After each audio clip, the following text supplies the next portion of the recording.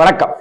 என் குருநாதர் எழுத்து சித்தர் பாலகுமார சார் அவர்களை மனதார வணங்கிவிட்டு உங்களுடன் பேச தொடங்குகிறேன்.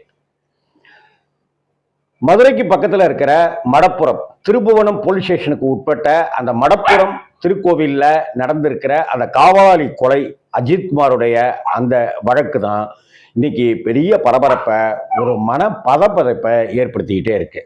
அந்த நிக்கிதா அப்படிங்கிறவங்க இப்ப கிணறு விட்ட பூதம் கிளம்பின மாதிரி நிக்கிதா அப்படிங்கிறவங்களை கிளம்பியிருக்காங்க. அவங்கள பற்றி ஆராய்ச்சிகள் வந்துகிட்டே இருக்கு. பழைய புகார்கள் தூசு தட்டப்பட்டுக்கிட்டே இருக்கு. இதையெல்லாம் யோசிச்சு பார்க்கும்போது மிகப்பெரிய அக்யூஸ்டாக நிக்கிதா அவர்கள் இத்தனை வருடங்களாக வாழ்ந்துட்டு இருக்காரு அப்படின்றத தான் நாம பார்க்க வேண்டியிருக்கு. அவர் அதாவது ஒருத்தங்களுக்கு நன்றி அப்படிங்கிற ஒரு உணர்வு இருக்கு அப்படின்னு சொன்னாக்க, அந்த நன்றி உணர்வு ஒருத்தங்களுக்கு இருந்துச்சுனாலே மற்ற எல்லா உணர்வும் இருக்குன்னு சொல்லிடுவோம். அதே போல ஒருத்தங்களுக்கு உதவி செய்யற உணர்வு இருந்துச்சுனாலே மற்ற எல்லா குணங்களும் அவங்களுக்கு வந்துருச்சுன்னு சொல்லுவோம். இந்த வகையில பார்த்தாக்க அஜித்குமார் அங்க இதுவரை அவருடைய வாழ்க்கையில குற்ற பின்னணி கொண்டவராகவோ அவர் மேல ஒரு எஃப்ஐஆர் சார்ஜ் ஷீட்டோ எதுவுமே பதிவு செய்யப்படலை. ஆனா நிக்கிதா அஜித் மேல குற்றம் சாத்தினாங்களே, அவங்க பேர்ல தூசி தூசியா வண்டையா வந்துகிட்டே இருக்கு. அவ்வளவு கேஸ்கள், புகார்கள். ஒவ்வொரு விதமான முறையில தன்னுடைய கொள்ளையடிக்கிற விஷயத்த, பணம் புடுங்குகிற விஷயத்த ஒவ்வொரு விதமா பண்ணியிருக்காங்க. அதற்கு அவங்க எடுத்துக்கிட்ட விஷயம் வேலை வாங்கி தரேன் அப்படின்னு. வேலை வாங்கி தரதுல இப்போ ஒருத்தங்களுக்கு இந்த வேலை ஒரு கவர்மெண்ட் ஆபீஸ்ல இந்த வேலை பார்த்தாக்க இவ்வளவு சம்பளம் அப்படின்னு இருக்கும் இல்லையா, அது மாதிரி இவங்க இந்த வேலை வாங்கி தரத்துக்கு இவ்வளவு சம்பளம் அப்படின்னு ரேட் பேசியிருக்காங்கன்ற விவரம்லாம் இருக்குல்ல, அதையெல்லாம் மிகப்பெரிய அளவுல இப்ப காட்சி பொருளா ஊடகங்கள்ல வந்துகிட்டே இருக்கு. ஒவ்வொருத்தங்க புகாரை திரும்ப தூசு தட்டி கொடுக்க ஆரம்பிச்சிட்டாங்க. விஏஓ போஸ்டிங்க்குனாக்கா ஒரு 7 லட்சம் ரூபாய், ப்ரொஃபஸர் போஸ்டிங்க்குனாக்க இவ்வளவு லட்சம் ரூபாய், அப்படி இப்படின்னு இவங்க இதுவரைக்கும் வாங்கியிருக்கிற கோடிக்கணக்கான ரூபாய் சுருட்டியிருக்காங்க அப்படிங்கிறது தெரிய வருது. புகார்கள் இன்னும் கொடுக்கப்படாமல் இருப்பவர்கள் இன்னும் எத்தனையோ பேர் இருக்காங்க. இதெல்லாம் ஒரு பக்கம் இருக்க, நிக்கிதா இன்னொரு விஷயத்தையும் அவர் கையில் எடுத்திருக்காரு. அதாவது கல்யாணம். நம்ம பேப்பர்ல எல்லாம், தினத்தந்தியில எல்லாம் பேப்பர்ல செய்திகள் அடிக்கடி வரும். பலே மோசடி மன்னன் கைது, 6 பேரை கல்யாணம் செய்தவன் கைது, 7 பேரை ஏமாற்றி கல்யாணம் செய்து நகைகள் அபே செய்தவன் கைது அப்படின்ட்டுலாம் பேப்பர்ல வரும் இல்லையா. இந்த விஷயம் மாதிரி தான் இங்க பலே திருடியாக நிக்கிதா இருந்திருக்காங்க.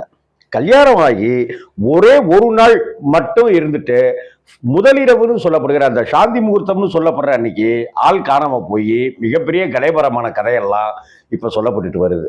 இந்த வகையில இந்த அஜித்குமாருடைய கொலை வழக்குல, கொடூரமாக கொலை செய்யப்பட்ட அந்த வழக்குல A1 குற்றவாளி நிக்கிதா தாங்கிறது தெல்ல தெளிவாவே ஊர்ஜிதமாயிட்டு வருது. ஏன்னாக்க அஜித்தினுடைய விஷயம் வெளியில வர ஆரம்பிச்ச உடனேயே, அஜித்துக்கு இப்படி ஒரு கதி நடந்துருச்சு அப்படின்னு சொன்ன உடனேயே நிக்கிதா செய்த முதல் விஷயம் எஸ்கேப் ஆனதுதான். அதுவும் வயசான நடக்க முடியாத வீல் சேர்ல போகக்கூடிய பாட்டியம்மாவெல்லாம் கார்ல தூக்கி அள்ளி போட்டுக்கிட்டு எங்க போனாருன்னே தெரியாம எங்கேயோ இருக்காங்க. இடையில ஒரு வீடியோ ஒன்று வெளியிட்டாங்க. இப்ப பாசமலர் ரேஞ்சுக்கு அப்படியே மனசை உருக்க வைக்கிற ஒரு ஆடியோவையும் பதிவிட்டிருக்காங்க. அந்த ஆடியோவில் நாங்கெல்லாம் எப்பேற்பட்ட குடும்பம் தெரியுமா, நாங்கெல்லாம் அன்பே உருவான குடும்பம், பாசமே உருவான குடும்பம், கவர்மெண்ட்ல எங்க அப்பா நல்ல ஒரு வேலை பார்த்துட்டு வருஷம் சிறந்த பணியாளர் அப்படிங்கிற விருதெல்லாம் வாங்கினவர், அப்படிப்பட்ட அருமையும் பெருமையுமா இருக்கிற குடும்பத்து மேல இப்படி அவதூறு பரப்பிட்டே இருக்காங்க. நான் ஏன் வெளி மீடியாவுக்கு நான் வரல, வீட்டை விட்டு போயிட்டேனாக்க கேமரா என்னைய சுத்திக்கிட்டே இருக்கு. நாங்க கேமரா உன்னைய சுத்தாம என்னடி பண்ணும் உன்னைய? ஒரு கேஸை போட்டு ஒருத்தனுக்கு பொய் புகார் சொல்லி உன்னுடைய ஈகோவனால ஒரு உயிரே பறி போயிருக்கு. கேமரா உன்னைய சுத்தத்தான் செய்யும். மக்களே உன்னை அடிச்சு பிடிச்சி ஸ்டேஷன்ல உட்கார வச்சாலும் ஆச்சரியம் இல்லைங்கிற ரேஞ்சுக்கு உன்னுடைய குற்றச்செயல்கள் அவ்வளவு பகீர் கொண்டதா இருக்கு. அப்படி இருக்கும்போது நீ என்ன இஷ்டத்துக்கு பேசிட்டே போற? நீனு அதெல்லாம் அப்படியே உருக்க தாங்க முடியல. அஜித் அம்மா அழுகுறாங்களோ இல்லையோ, நான் அழுகுறேன், நான் சாப்பிடவே இல்லை, நான் தூங்கவே இல்லை. அஜித் அம்மா அஜித் இறந்துட்டான்னு சொல்லிட்டு அவங்க அம்மா அழுகுறாங்களோ இல்லையோமா, இவங்க அழுகுறாங்களாம். என்னங்கடா டிராமா போடுறீங்க? பெரிய அரசாங்க உத்தியோகத்துல இருந்துட்டு நீ உனக்கு நீ வந்து பொய் சொல்லி பணத்தை புடுங்கல நீனு. 4 கல்யாணம் 5 கல்யாணம் பண்ணிக்கிட்டு 5 பேர் கூடயும் வாழாம இருக்க.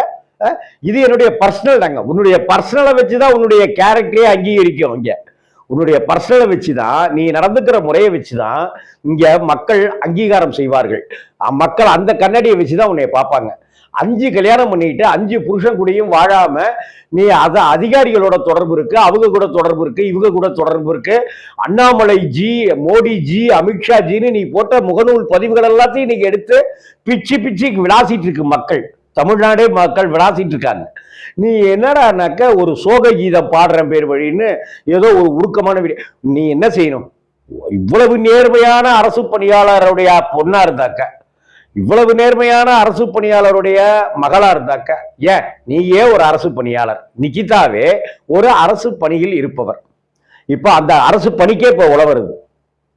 அதாவது கடவுள் நின்று கொள்ளும்னு சொல்லுவாங்கல்ல, கடவுள் நின்று கொள்ளுமா என்னங்கிறதெல்லாம் தெரியாதுங்க. ஆனா காலம் நின்று கொள்ளும். இவங்க நெத்தியா விபூதியில குங்குமத்தெல்லாம் போட்டுக்கிட்டு கோவில் கோவிலா போய் சாமியெல்லாம் கூப்பிட்டு என்ன பண்ணினாலும் சரிங்க. இவங்க 2010, 2011, 2012 அந்த காலகட்டங்கள்ல இவங்க ஊரை அடிச்சு உலையில போட்டு காசை பிடுங்கி 10 பைசா கூட திருப்பி தர முடியாது, உன்னால ஆனதை பார்த்துக்கடான்னு எத்தனை சொந்தக்காரங்கள்ட்ட, எத்தனை அங்காளி பங்காளிகள்கிட்ட, எத்தனை சுற்றி இருக்கிறவங்கள்ட்ட சொல்லியிருப்பாங்க. அதனுடைய விளைவு அஜித்குமார் மூலமாகவும் மடப்புறம் காளியாத்தா மூலமாகவும் வந்துருச்சு. காளியாத்தா விடமாட்டா நிகிதாவை, உக்குரத்தோட ஆட்டம் போட ஆரம்பிச்சிட்டா காளியாத்தா. அந்த காளியாத்தா ரூபத்துல அன்னைக்கு மடப்புறம் இவங்க போகணும்னு எழுதப்பட்டிருக்கு. இவங்க மூலமா அஜித் மரணமாகணும்னு எழுதப்பட்டிருக்கு. அதன் மூலமா 2011 15 வருஷத்துக்கு முன்னாடி நடந்த விஷயங்கள் எல்லாமே இன்னைக்கு தோண்டி துருவி இருக்கிறாங்க அப்படிங்கிறது எல்லாமே இன்னைக்கு நடந்துட்டு இருக்குங்கிறதெல்லாம் இதுக்கு கண்கூடு. எனக்கு வந்து அது மாதிரிலாம் இல்லை, அது மாதிரிலாம் இல்லை, இது மாதிரிலாம் இல்லைனாக்க அரசு பணியில நீ இருந்துக்கிட்டு டிஆர்னு எப்படி போடலாம்? டாக்டர் அப்படின்னு டிஆர்னு போடுவாங்கல்ல, கார்ல நீ எப்படி டாக்டர்னு போடலாம்? நீ என்ன டாக்டரா? போதைக்கு அடிமையாகிற மாதிரி மயக்க ஊசியை போட்டு அரசாங்க உத்தியோகம்னு ஒரு இன்ஜெக்ஷனை போட்டு காசை புடுங்கிட்டு இருக்கிறவன் நீ டாக்டர்? நீங்க ஒரு உனக்கு அதாவது பாடம் சொல்லி கொடுத்தவங்கள குருன்னு சொல்லுவாங்க. அந்த குருகிட்டே அவங்க லவட்டிருக்கா, 9,500 லட்சம் ரூபாய் லவட்டிருக்கா. இவளுக்கு குருவா இருந்தவங்கள்ட்ட, நிகிதாவுக்கு பாடம் சொல்லி கொடுத்த குருவுக்கு, குருநாதருக்கு இவ ஒரு பாடத்தை போட்டு படத்தை ஆட்டையை போட்டு இன்னைக்கு சோக கீதம்லாம் பாடிட்டு இருக்காங்க. இன்னைக்கு வருகிற ஒவ்வொரு விஷயங்களுமே வந்து நிகிதாவுடைய ஒரு கொடூரமான ஒரு முகம்தான். முகநூல் முழுவதும் வந்து அண்ணாமலை பத்தி, எல் முருகன் பத்தி, அண்ணாமலை கூடவும் எல் முருகன் கூடவும் மோடிஜி பத்தியும் அமித்ஷா ஜி பத்தியும் போட்டோ புகைப்படங்கள்லாம் போட்டிருக்கிறத பார்க்கும்போது இதற்கு பின்னணியில இந்த எப்படி மதுரையில முருக பக்தர்கள் மாநாடு நடந்துச்சோ அந்த முருக பக்தர்கள் மாநாடையும் இந்த அஜித்குமாருடைய மரண விஷயத்தையும் நம்ம தொடர்பு படுத்தி பார்க்கணுமோ அப்படிங்கிற ஒரு பயத்தை இது ஏற்படுத்தி இருக்கு. மற்ற விஷயங்களை எல்லாத்தையும் மிக மிக மோசமாக விமர்சித்துக் கொண்டிருக்கிற அண்ணாமலை அவர்கள் தானே உடுங்கன்னு மூக்கு அப்படி நுழைப்பார்ல அண்ணாமலை, இதுலயே சைலண்டா இருக்காரு அப்படிங்கிறதும் பல கேள்விகளை நமக்குள்ளார எழுப்பிட்டு இருக்கு.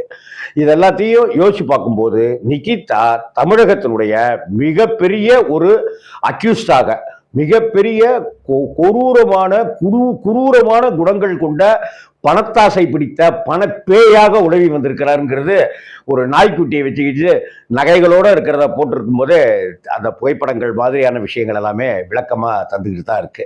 இதுல வந்து நாங்க அப்படிப்பட்ட குடும்பத்தை சேர்ந்தவங்க, நாங்க நல்ல குடும்பத்தை சேர்ந்தவங்க, என்னால சாப்பிட முடியல, என்னால தூங்க முடியல அப்படின்றலாம் வந்து டயலாக்லாம் விடுறதெல்லாம் இங்க தமிழக மக்கள் நம்புவதற்கு தயாராக இல்லை. நல்ல வேளையாக இதை உடனடியாக தீவிரப்படுத்திட்டு இருக்கு நீதிமன்றமும், இன்னொரு பக்கம் அரசாங்கமும். இவங்க 2 பேருக்கு இதெல்லாத்தையும் மீறி நான் வந்து இந்த உண்மையின் பக்கம் நிற்பேன்னு சொன்ன அந்த ஒரு சாமானிய ஊழியர்கள் இருக்காங்கல்ல, அவங்கெல்லாம் கடவுளுடைய ரூபங்களாக, மடப்புறம் காளியாத்தாருடைய உருவங்களாகத்தான் ஒரு ஆன்மீகவாதிங்கிற முறையில நான் பார்க்கிறேன். தெய்வம் நின்று கொள்ளும். அப்படித்தான் 2011 நடந்த அநீதிகளுக்கு இன்னைக்கு கொண்டுகிட்டு இருக்கு நிகிதாவையும் நிகிதாவின் குடும்பத்தாரையும்.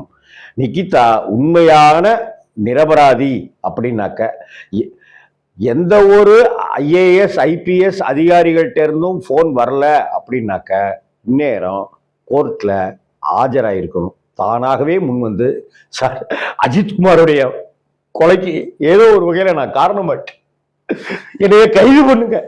எத்தனை எம்ஜிஆர், சிவாஜி, கமல், ரஜினி படத்துலலாம் என்னை கைது பண்ணுங்க அப்படின்னு கேமராவுக்கு முன்னாடி கையை நீட்டுவாங்கல்ல, அது மாதிரி இவங்க போய் கைதாக வேண்டியது தானே? மாட்டாங்க. ஏன்னா இதுலயும் ஒரு பித்தலாட்டத்தை பண்ணி இதுல இருந்து எப்படி எஸ்கேப் ஆகலாம், எவ்வளவு லட்சங்கள் லஞ்சங்கள் கொடுக்கலான்ட்டு இன்னைக்கு நிகிதா உட்காந்து எந்த காளியாத்தா கோவில மாரியாத்தா கோவில்ல உட்காந்துக்கிட்டு திட்டம் போட்டுட்டு இருக்காங்களோ தெரியல. ஆனா ஒண்ணு, சட்டமும் சும்மா விடாது, தெய்வமும் சும்மா விடாது. வணக்கம்.